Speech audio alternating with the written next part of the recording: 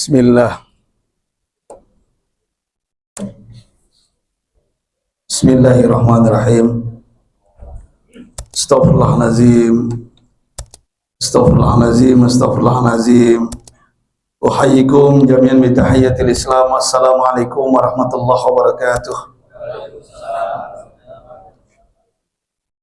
Alhamdulillahilladzi wa kafa.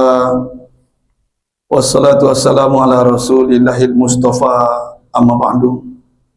Rabbi a'udzu bika min hamadati syayatin wa a'udzu bika rabbi ayahdurun. Subhanaka la ilma lana illa ma 'allamtana innaka antal alimul hakim. La haula wa la quwata illa billahil aliyil azim. Allahumma iftah lana qulubana wa alhimna rushdana wahdina ila siratikal mustaqim. Rabbi zidna ilman warzuqna fahman. Rabbi shrah li sadri wa yassir li amri wahlul 'uqdatam min lisani yafqahu qawli. Ayah bunda, bapak ibu, jamaah zuhur yang dimuliakan Allah Subhanahu wa taala, bersyukur kepada Allah dengan mengucapkan alhamdulillahi rabbil alamin. Berselawat kita tak bosan tak jenuh kita sampaikan kepada junjungan kita, beliau yang mengajarkan kita arti kehidupan yang singkat ini. Beliau yang luar biasa, dimanapun beliau berada tetap dicintai, disukai oleh kawan dan lawannya. Beliau referensi kita, rujukan kita dalam kehidupan ini. Tidak membedakan manusia. An-nasu kullum li adam wa adam min turab. La fadla ala rabin wa la ajamin illa bittaqwa. Beliau mengatakan manusia diciptakan dari Adam. Adam diciptakan dari tanah. Tidak ada perbedaan orang Arab non-Arab. Tidak ada perbedaan orang tinggi, pendek, pesek, mancung, botak, kribo, putih, hitam. Tapi yang membedakan kita, kata beliau, adalah ketakwaan kepada Allah. Makanya di ujung Ramadan ini, kita semuanya yang hadir di majelis ini adalah pengen jadi orang bertakwa. Betul tidak? Benar tidak? Makanya jangan membedakan. Siapapun yang duduk mengkaji, mengaji di sini, dengarkan, simak, walaupun bukan guru kita, walaupun tidak sealiran dengan kita, tidak satu komunitas dengan kita, ambil baiknya, buang buruknya. Itu yang diajarkan baginda Nabi untuk kita. Ada raja namanya Raja Zulkarnain. Ini kisah menjelang akhir Ramadan. Raja Zulkarnain ini berpesan kepada prajurit-prajurit yang saat itu prajuritnya itu dibekali dengan bawa ransel dan akan menyeberangi sungai yang luas. Dan ketika itu ayah bunda bapak ibu, apa kata beliau? Ketika kalian menyeberangi sungai, apapun yang kalian injak nanti ambil dan masukkan ke ransel kalian. Apapun yang kalian injak di dalam sungai yang luas itu sampai di seberang, ambil dan masukkan ke dalam ransel. Dan tahukah ayah bunda apa yang terjadi? Di antara prajurit ini ada yang menyepelekan instruksi, pesan dari raja ini. Sampai dia mengatakan, untuk apa ngambil? Bikin berat aja. Sudah masuk air, ngambil pula masukin ke ransel. Otomatis yang diinjak batu. Otomatis yang diinjak karang. Dan itu berat sekali. Akhirnya banyak yang tidak mau mengambil. Akhirnya menyeberang dalam keadaan kosong ranselnya, nggak ada yang terisi.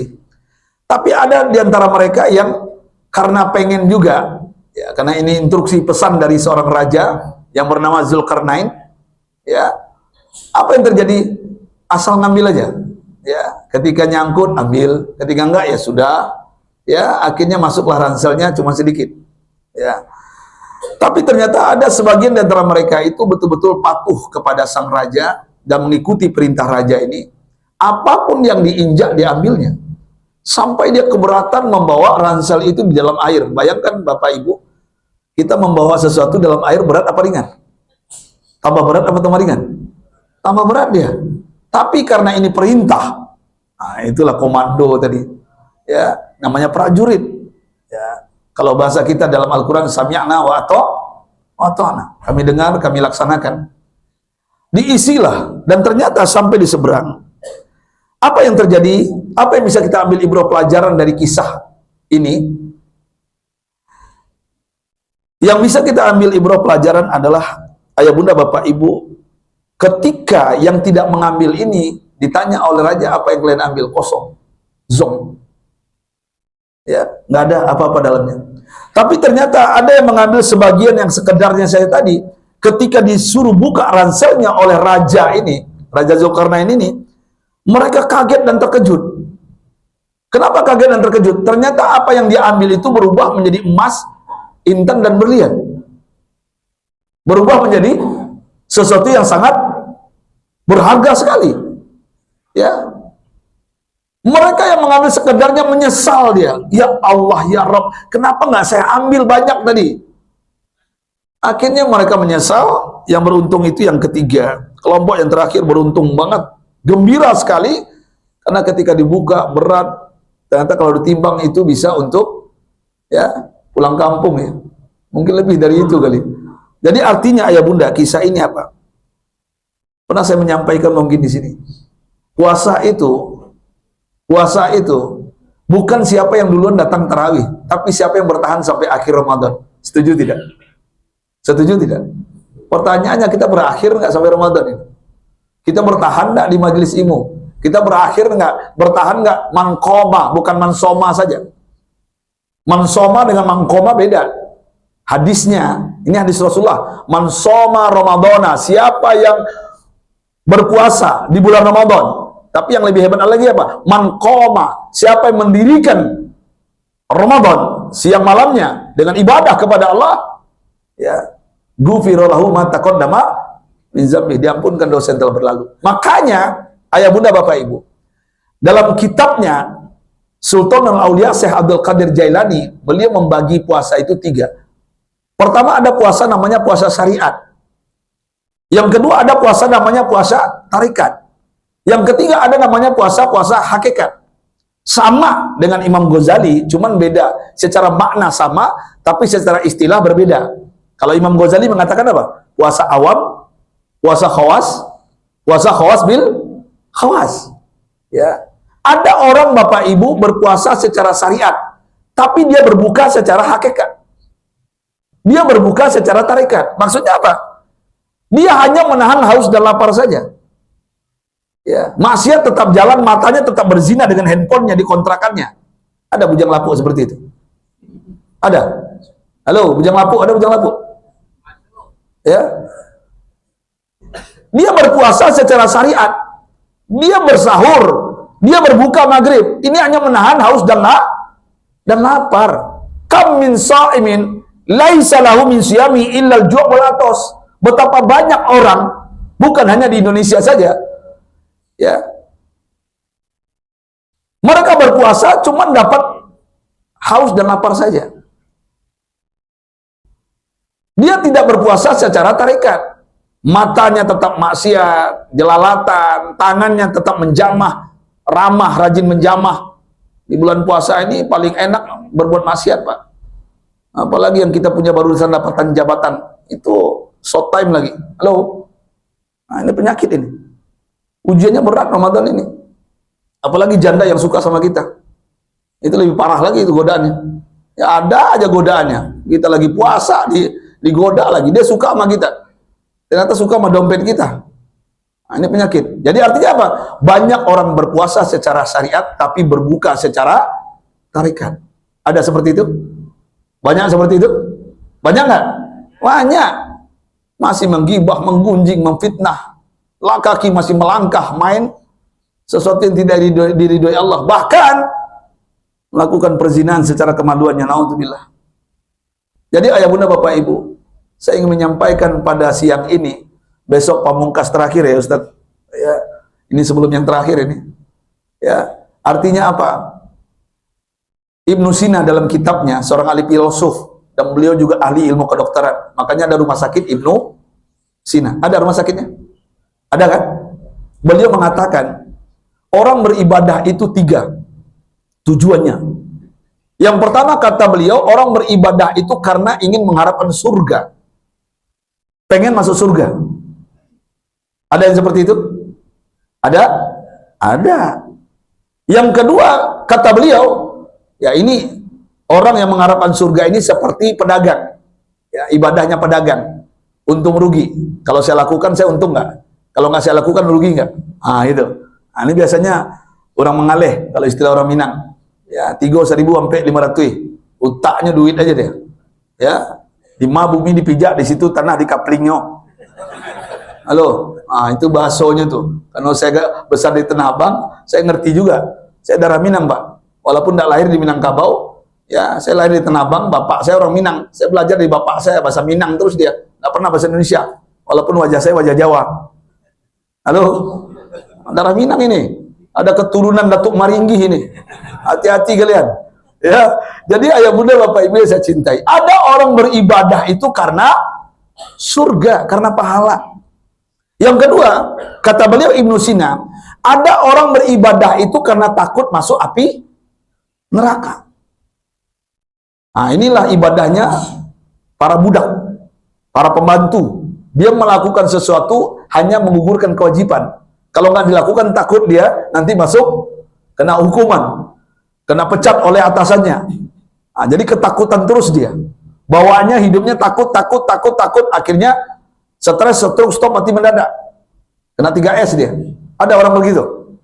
Dia melakukan sesuatu karena atasannya. Ada. Bukan karena Allah.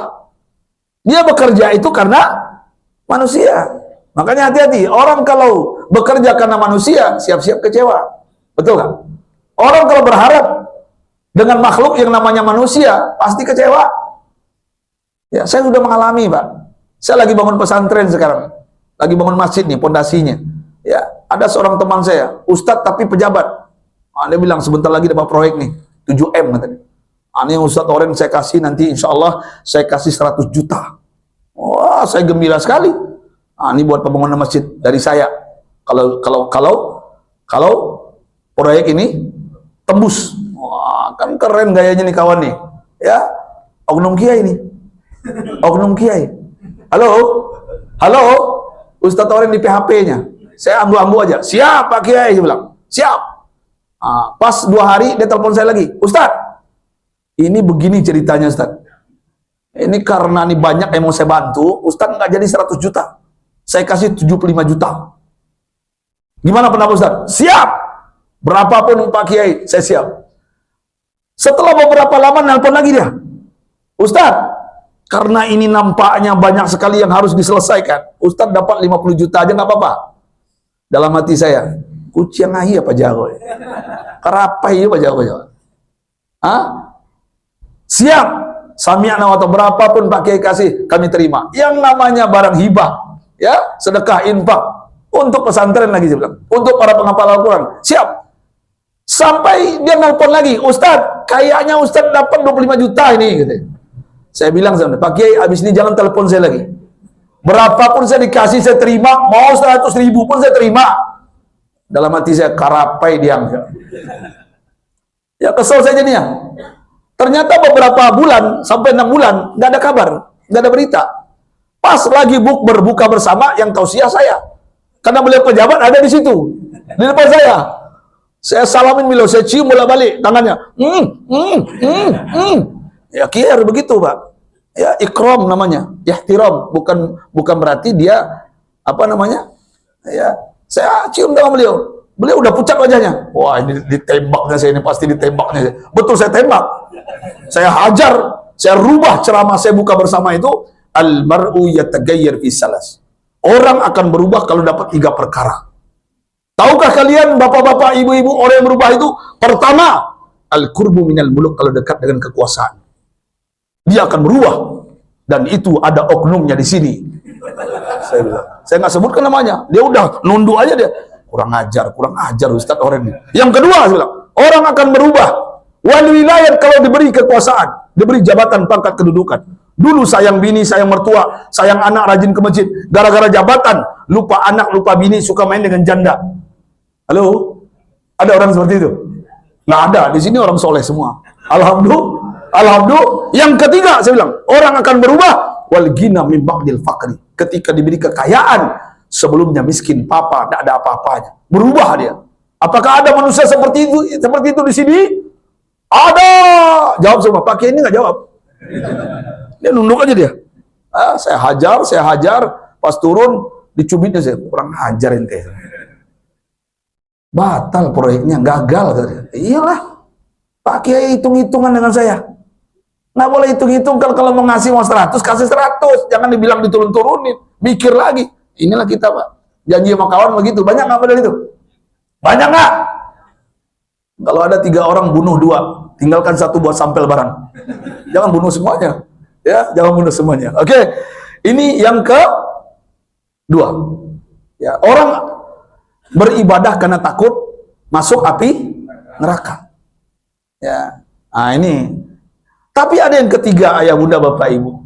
Ada orang beribadah itu, dia tidak mengharapkan surga, tidak takut api neraka. Dia tidak perlu dapat pahala dari Allah. Nggak perlu. Dia hanya mengharapkan ridho Allah. Dia hanya mengharapkan rahmat Allah. Pertanyaannya pada siang ini, menjelang akhir Ramadan, kita yang hadir di Masjid An-Namal ini, orang yang mana? Kira-kira kita yang mana nih? Kok diam kalian? Saya nanya ini, biar hidup suasana, biar nggak ngantuk kita ini. Kita yang mana? Kita yang mana? Ketiga. Ketika ketiga yang kita miliki tujuan niat kita, pertama dan kedua, insya Allah kita akan bisa menyelesaikannya. Betul nggak? Benar nggak? Makanya saya ingin ayah bunda, walaupun sudah terlambat ini, walaupun kita sudah ada di penghujung, di final, kan final nih, babak penyisian, semua masuk ke Masjid An-Namal, penuh sampai ke WC. Betul nggak? Oh rame, bajingan masuk masjid semua itu. Ya, di Tanah Abang, di Kebun Kacang itu yang nggak pernah ke masjid, lo masuk masjid? Ustadz, orang belum tahu awal Ramadan, babak penyisian ini. Fastabiqul khairat. Pintar bahasa Arab lo. Hebat lo dari gua. Iya, masuk deh kawan-kawan saya tuh. Yang bertato. Iya, pulang-pulang sendal orang di bawahnya. Nah, ini penyakit juga ini kawan nih. 10 yang kedua. Itu babak semifinal. Hanya 4 klub yang masuk. Mulai tereliminasi, berguguran di tengah jalan. Betul nggak? Masjid pun ada kemajuan. Sopnya maju ke depan. Ya, baru yang babak final. Ini babak final nih. Ini babak final yang masuk final. Yang masuk final itu cuma 2. Persib dengan Persija. Yang menang pasti Persija. Karena warnanya oranye. Halo, mohon maaf orang Bandung, ini bercanda. Jangan serius sekali. Ya, jangan serius sekali. Maksud saya apa? Tidak semua orang bisa bertahan sampai akhir Ramadan. Makanya, ayah bunda sahabatku yang saya cintai karena Allah Subhanahu wa taala, niatkan beribadah hanya karena rahmat Allah. Robiah al-Adawiyah kenal? Seorang waliullah perempuan. Kenal? Janda. Rabi'ah al-Adawiyah yang diabadikan dalam kitab tasawuf, seorang perempuan yang beribadah itu sampai ada ungkapannya, kata-katanya, kata dia apa? Ya Allah, seandainya aku beribadah karena surgamu ya Allah, tutup surga itu rapat-rapat. Seandainya aku beribadah karena takut api nerakamu ya Allah, bukakan api nerakamu itu, campakkan aku ke dalamnya. Aku beribadah bukan karena dunia, bukan karena ingin ini, ingin itu. Aku beribadah karena cinta kepadamu. Tidak ada lagi cinta selain cinta kepadamu. Sudah banyak yang melamarku, duda keren, laki-laki berondong, aku tolak semuanya. Kenapa? Cintaku 100% untukmu. Wah, ada nggak orang seperti ini? Ada nggak perempuan akhir zaman seperti ini? Ada nggak? Nggak ada.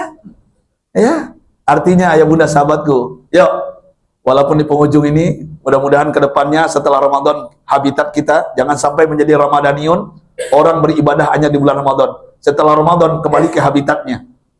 Banyak begitu? Banyak begitu? Makanya bi'sal kaum. Ya, seburuk-buruknya kaum, seburuk-buruknya manusia, seburuk-buruknya orang, la ya'rifunallah illa fi Ramadan. Dia tidak mengenal Tuhannya kecuali hanya di bulan Ramadan. Kenapa di bulan Ramadan kenal? Karena bukber gratis. Ya, dia pengen makan gratis ya kerjanya. Di mana-mana masjid dia datangi. Apalagi kalau di luar negeri itu Pak, di Makkah Madinah itu Pak, gratis Pak. Enak Pak. Di Indonesia beberapa masjid sudah banyak juga. Alhamdulillah. Alhamdulillah. Jadi ayah bunda bapak ibu, karena waktu kita cuma 30 menit, saya pengen berpanjang-panjang, pengen 3 jam sampai buka puasa kalau bisa.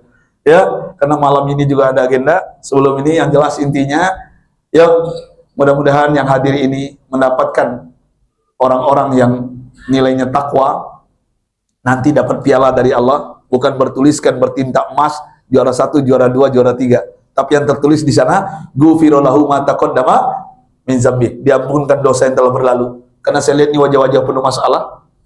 Ada hutang yang belum lunas, ada kredit yang belum selesai, Mobil udah rental belum? Mau pulang kampung?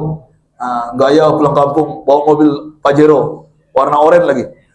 Ya, sampai di kampung bergaya, lamar anak gadis orang, balik-balik ke Jakarta mobil rental. Halo, halo, nggak usah banyak gaya deh. Ya, naik bus aja, bus gratis banyak sekarang. Ke Sumatera Barat, Andre Rosiade namanya orang tuh, aja tuh. Ya, pergi ke MPR, kalau ada orang Minang sini gratis, pulang kampung kalian. Ya, 2009 dia jadi gubernur nanti itu. Halo, halo, uciang ayah. Hebat juga kawan nih, luar biasa, nggak apa-apa. Yang jelas intinya niat membantu orang, ya, walaupun embel-embelnya dunia, tapi bagaimanapun kalau dunia kita kejar dapat. Sama dengan orang hijrah ke Madinah bersama Rasulullah, ada seorang bujang lapuk. Kenapa dia ikut hijrah dengan Rasulullah? Karena dia ingin mengejar janda. Namanya siapa? Ummu Qais. Makanya dapat janda itu dia. Jadi kemana kita hijrah, niat kita pasti dapat. Cuman Allah dan Rasulnya belum tentu dapat. Betul? Betul? Tapi kalau kita mengejar Allah dan Rasulnya, dunia ini dalam genggaman. Semuanya akan indah pada akhirnya. Ya, kejar dunia, akhirat tak dapat. Kejar akhirat, dunia pasti dapat. Ibaratkan menanam padi, ilalang rumput tumbuh. Betul nggak? Itulah dunia. Tapi kalau kita tanam rumput dan ilalang, padi tumbuh nggak? Padi tumbuh nggak? Itulah dunia. Sia-sia. Apa yang kita lakukan, sia-sia. Jadi ayah bunda bapak ibu, saya doakan mudah-mudahan semuanya dalam lindungan Allah, fi amanillah. Yang pengen pulang kampung besok, ya, berkah salam buat orang tuanya. Jangan lupa bahagiakan orang tuanya, muliakan orang tuanya. Yang jelas intinya yang mau nikah, yang mau buka usaha baru, minta restu, cium kaki orang tuanya, basuh kakinya sebelum balik lagi ke Jakarta. Mudah-mudahan setelah itu menjadi orang kaya raya. Amin ya rabbal, amin ya rabbal.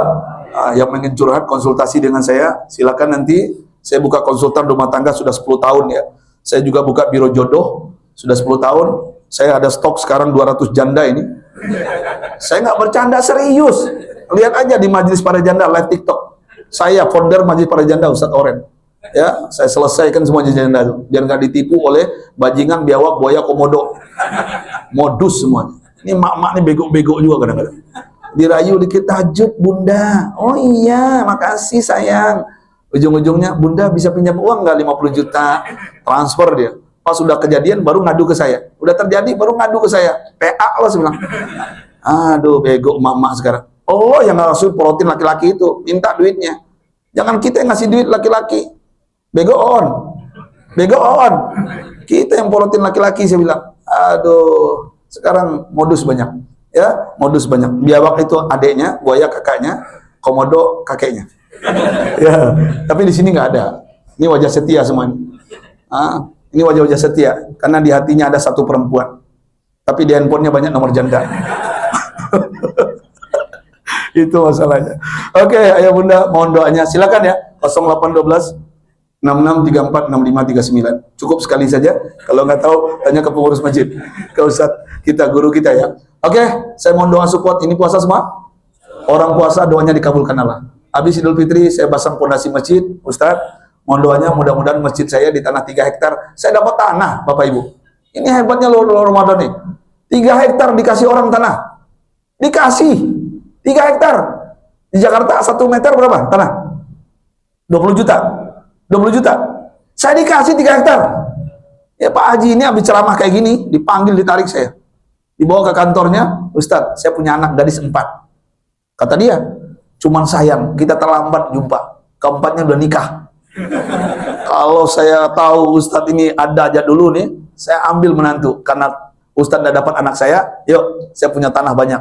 Ambil 3 hektar, buat pesantrennya, bangun di sana, saya kasih tanah buat Ustadz. Saya peluk beliau. Serius Pak Haji? Iya. Diurus surat menyurat. Alhamdulillah, mohon doa supportnya. Mudah-mudahan pesantren kami, Darun Najmi Bintang Quran, untuk para penghafal Al-Quran cepat selesai. Amin ya rabbal. Ayah bunda bapak ibu sahabatku dimanapun berada, saya minta maaf sudah lewat waktu saya tutup dengan pantun. Boleh saya pantun? Boleh saya pantun? Buah selasih tumbuh di batu. Terima kasih, thank you. Adana wa yakum ajmain subhanakallahumma wa bihamdika asyhadu an la ilaha illa anta astaghfiruka wa atubu ilaik. Assalamualaikum warahmatullahi wabarakatuh. Silakan Mbak Dia Zuhur yang belum ya.